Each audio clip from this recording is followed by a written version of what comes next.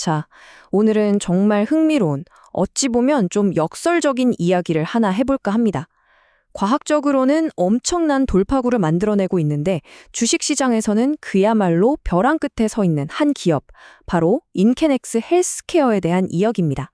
바로 이 질문이 오늘 우리가 풀어야 할 핵심 미스터리입니다. 한번 생각해 보세요. 세상을 바꿀 만한 혁신적인 치료제 파이프라인이 있고 은행에는 수백억 원의 현금이 쌓여 있는데 어떻게 나스닥에서 쫓겨날 위기에 처할 수가 있을까요? 이 이상한 불일치, 이 역설이 바로 오늘 우리가 파헤쳐볼 내용입니다. 그럼 첫 번째 파트에서는요, 이 인케넥스라는 회사를 둘러싼 근본적인 모순, 즉 바이오 기술의 역설이 뭔지부터 자세히 들여다보겠습니다. 자, 인케넥스의 상황을 보면요, 이건 거의 두 개의 다른 회사를 보는 것 같아요. 한쪽을 보면 와, 미래가 정말 창창해 보이죠? 유망한 신약 후보 물질들이 줄줄이 있고 현금도 7천만 달러 넘게 쌓여 있어서 2027년까지는 돈 걱정 없이 운영할 수 있대요. 그런데 반대편을 딱 보면 상황이 완전히 달라요. 주가는 1달러 밑으로 곤두박질 쳤고 결국 나스닥에서 상장 폐지될 수 있다는 경고까지 받았죠. 그러니 투자자들 마음은 어떻겠어요? 정말 극심한 변동성 속에서 하루하루가 살얼음판일 겁니다. 그럼 일단은 긍정적인 측면부터 한번 보죠. 도대체 이 회사가 어떤 엄청난 기술을 가지고 있길래 이렇게 기대를 모으는지 그 임상시험의 희망에 대해 집중적으로 살펴보겠습니다. 첫 번째 희망의 단서는 바로 IHL-42X라는 약물입니다. 이게 뭐냐면 전 세계 수많은 사람들이 고통받는 폐쇄성 수면무호흡증 치료제인데요. 보통은 잘 때마다 거추장스러운 기계를 써야 하잖아요. 이 약이 그 판도를 완전히 뒤바꿔버릴 게임 체인저가 될 수 있다는 겁니다. 보세요. 83%. 이 숫자 하나가 정말 모든 걸 말해줍니다. 임상 이상 시험에서 이 약이 수면 무호흡증 증상을 최대 83%나 줄여줬다는 거예요.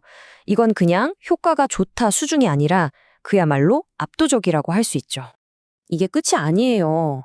놀라운 건 가장 적은 용량으로 투여했는데도 증상이 평균적으로 절반 이상이나 줄었다는 겁니다. 이런 놀라운 결과 덕분에 미국 FDA가 이 약을 신속심사 대상, 즉 패스트트랙으로 지정해줬어요. 이건 FDA가 이 약의 잠재력이 엄청나니 우리가 개발 과정을 최대한 빨리 진행할 수 있게 도와주겠다고 공인해준 거나 마찬가지인 강력한 신호입니다. 자, 두 번째 희망의 단서는 정신건강 분야에 있습니다. 바로 범불안 장애를 치료하기 위한 새로운 실루시빈 기반 치료제 PSX001입니다. 이 약물 역시 정말 인상적인 결과를 보여줬습니다. 특히 우리가 주목해야 할 부분은 임상에 참여한 환자의 거의 절반, 정확히 44%가 불안 증세가 50% 이상, 그러니까 절반 넘게 줄었다는 거예요. 이 강력한 데이터를 보고 FDA도 다음 단계 임상시험 진행을 승인하면서 인케넥스의 또 다른 성공 가능성에 힘을 실어주고 있습니다. 아니, 이렇게 놀라운 과학적 성과들이 계속 나오고 있는데 도대체 왜 주가는 맥을 못 추는 걸까요? 이제 이 이야기의 어두운 면, 그러니까 인케넥스가 마주한 치명적인 나스닥 위기에 대해 자세히 들여다볼 시간입니다. 인케넥스의 발목을 잡고 있는 건 바로 이 규정입니다. 나스닥 최저 입찰가 규정이라고 하는데요. 내용은 아주 간단해요. 주가가 최소한 10거래일 연속으로 1달러 선을 지켜줘야 한다는 거죠. 문제는 시간이 얼마 남지 않았다는 겁니다. 인케넥스가 이 1달러 규정을 다시 맞춰야 하는 데드라인이 바로 2026년 4월 20일이에요. 정말 시간이 촉박하죠? 긴장감이 높아질 수밖에 없는 상황입니다. 투자자들이 얼마나 불안해하는지는 이 차트 하나로 설명이 됩니다. 보통 주식의 변동성을 베타 값으로 나타내는데 시장 평균이 1이라면 인케넥스는 무려 4.81이에요. 이건 시장이 1만큼 움직일 때 이 주식은 거의 5배 가까이 널뛰기를 한다는 뜻입니다. 그야말로 롤러코스터를 타는 심정일 겁니다. 시장 전문가들조차 얼마나 혼란스러워하는지 아세요? 보세요. 단기적으로는 주가가 0.38달러까지 더 떨어질 거라면서 강력 매도 의견까지 나오는데 장기적으로는 무려 74달러가 넘을 거라는 정말 극과 극의 전망을 내놓고 있습니다. 시장의 혼란과 불확실성을 이보다 더 잘 보여줄 수는 없을 겁니다. 그럼 이런 상황에서 회사 측은 과연 뭘 하고 있을까요? 다음 단서로 회사의 최근 움직임을 살펴볼 텐데요.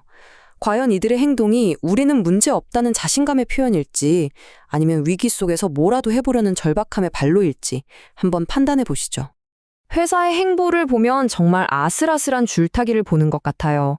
한편으로는 워런트를 취소해서 기존 주주들의 지분 가치가 희석되는 걸 막아주고 또 2천만 달러라는 거금을 들여 자사주를 사들이면서 우리 주식 지금 너무 싸다는 자신감을 내비치고 있죠.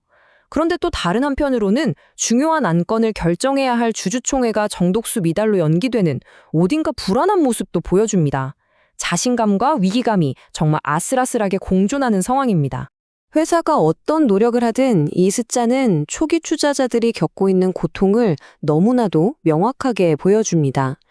만약 2022년에 이 회사가 상장할 때 100만 원을 투자했다면 연평균 71%가 넘는 정말 뼈아픈 손실을 보고 있다는 계산이 나옵니다. 이게 바로 주가 뒤에 숨겨진 투자자들의 냉혹한 현실이죠. 자, 그럼 지금까지 나온 모든 증거와 단서들을 한번 종합해 봅시다. 과연 시장과 투자자들은 이 복잡한 상황을 어떻게 해석하고 판단을 내리고 있을까요? 지금 시장의 생각은 아직 명확해 보입니다. 저 멀리 있는 획기적인 신약 개발 성공이라는 장밋빛 미래보다는 당장 코앞에 닥친 나스닥 상장 폐지라는 단기적인 위험에 훨씬 더 크게 반응하고 있는 거죠. 과학적 가치와 주가가 따로 노는 이유가 바로 여기에 있습니다. 그렇다면 만약 여러분이 투자자라면 이 상황을 어떻게 봐야 할까요? 한 3가지 정도로 나눠볼 수 있겠습니다. 먼저 단기 투자자라면 이건 거의 도박에 가깝습니다. 나스닥 규정 관련 뉴스 하나하나에 주가가 천국과 지옥을 오갈 테니까요.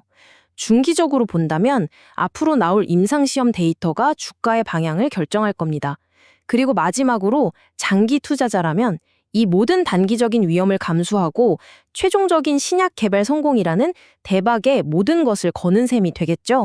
결국 지금 인케넥스를 보고 있는 모든 투자자들이 마주한 딜레마는 이 한 문장으로 요약될 수 있습니다.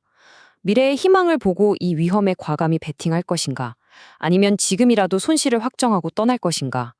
그 선택의 결과가 어떻게 펼쳐질지는 우리 모두가 계속해서 지켜봐야 할 것 같습니다.